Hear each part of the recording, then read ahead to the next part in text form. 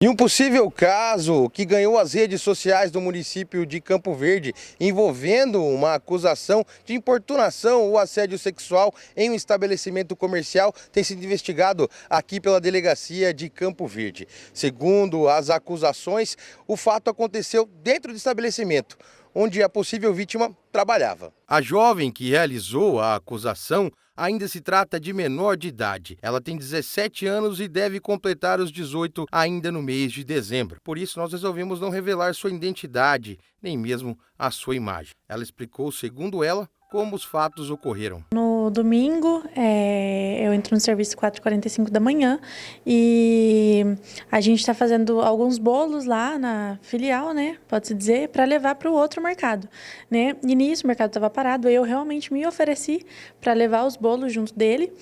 E a gente foi no carro particular dele, não foi no carro da empresa. E no decorrer do caminho foi tudo tranquilo, não teve problema algum. E a gente chegou lá, fez as entregas do bolo e na hora de retornar, no meio do caminho, ele começou a passar a mão na minha orelha, perguntando por que eu não usava brinco. Eu só falei que era porque eu não gostava, mas nisso eu já me senti, né, assediada naquele momento, já fiquei desconfortável, né?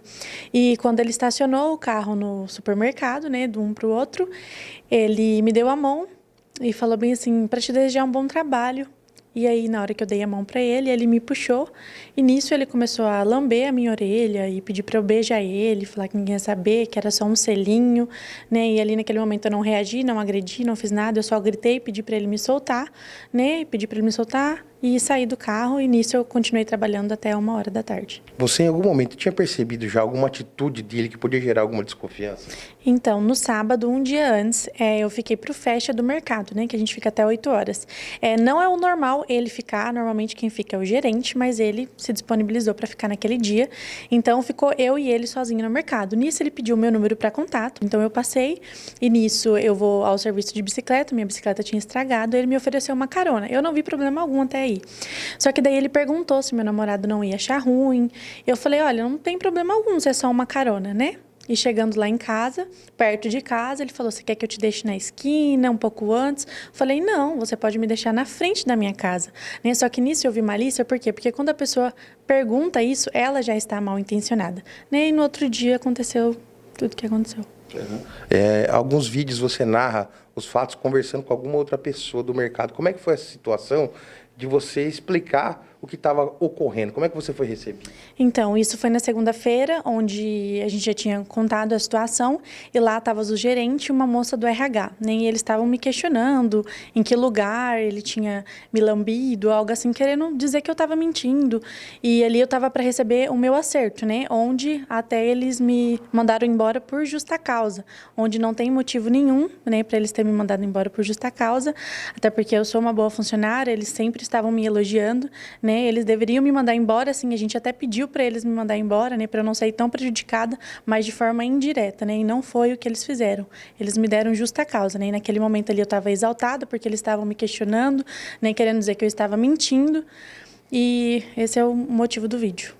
E por isso também você resolveu registrar realmente esse fato para a polícia, né? Porque a gente sabe que situações como essa, infelizmente, são corriqueiras, mas não podem acontecer. Exatamente, foi por isso que eu resolvi expor. Eu não sabia que ia ter essa repercussão toda, né? Mas ainda bem, porque tá aparecendo pessoas, né? Pessoas que passaram pela mesma situação e a gente crê mesmo na justiça. O delegado Felipe Pinho conversou com a nossa reportagem e falou os próximos passos dessa investigação. Nós fomos informados na data de ontem e já iniciamos as providências iniciais sobre 2 boletins de ocorrência que chegaram aqui na delegacia de polícia. Um registrado pelo suposto autor da conduta e outro registrado pelo suposto sujeito passivo da conduta, né? Pela moça que expôs a situação nas redes sociais. Após esse registro de boletim de ocorrência, nós tomamos as providências iniciais, instauramos o procedimento de verificação preliminar, até para apurar melhor dados, elementos e outras coisas que são necessárias para completar essa investigação, e iniciou-se o procedimento. Esse procedimento, ele num caso, né, não é especificamente de assédio sexual, ele, embora comporte o assédio sexual por haver uma relação hierárquica, se for comprovada ao final do processo, na verdade se trata de uma importunação sexual. que se adequam melhor ao tipo penal daquilo que está descrito nos boletins de ocorrência e que nós vamos apurar para compreender qual é a realidade dos fatos. Ou seja, o autor, o acusado, no caso, ele já tinha registrado um boletim anteriormente? Como é que foi o fato, doutor? Em relação ao momento do registro dos boletins de ocorrência, eu não tenho essa informação aqui pronta para dar, mas há sim 2 registros de boletim de ocorrência, tanto daquele ao qual se imputa a conduta, quanto daquela a qual se imputa a ação passiva da conduta, né, a moça. Esse caso vai seguir sob sigilo, doutor? Como é que funciona nas situações desse tipo, levando em conta que a garota ainda, a suposta vítima, ainda é menor de idade, né? Sim, ela tem 17 anos de idade, né? E todos esses casos que envolvem algum tipo de crime contra a dignidade sexual, eles são levados em sigilo. Até porque nós temos aí vítimas que são sensíveis, vítimas que são, na maior parte das vezes, pessoas com ou menor de idade, né? Ou então sob um subjugo, funcionário, ou esposa, ou filha. Então, assim, todos os crimes contra a dignidade sexual, até pela questão da defesa do direito da mulher, Lei Maria da Penha e tudo mais, são levados sob sigilo. E assim que forem concluídas as investigações, aí sim vamos estar levantando o sigilo das investigações e trazendo maiores informações. A investigação ela ainda não procurou o histórico criminal do suposto autor da conduta. Então, assim que tiver o histórico criminal ou o histórico de boletim de ocorrência, a gente já consegue passar essa informação. Ainda não foi levantado, nós temos aí uma pessoa que tem uma certa idade, então ela pode ter um histórico criminal desde que ela tem 18 anos de idade. Aí, pelo menos há 20 anos a gente pode puxar alguma coisa, não sabemos ainda se há. Então vai ser feito todo esse levantamento para que se faça com responsabilidade, né? Não saia levantando às vezes um falso, algo do tipo, algum fato anterior que tenha ocorrido que já tenha se provado inverídico, então nós vamos aguardar para poder dar uma resposta mais correta. Essa investigação vai seguir procurando imagens, câmeras, testemunhas. Como é que vai funcionar daqui para frente, doutor?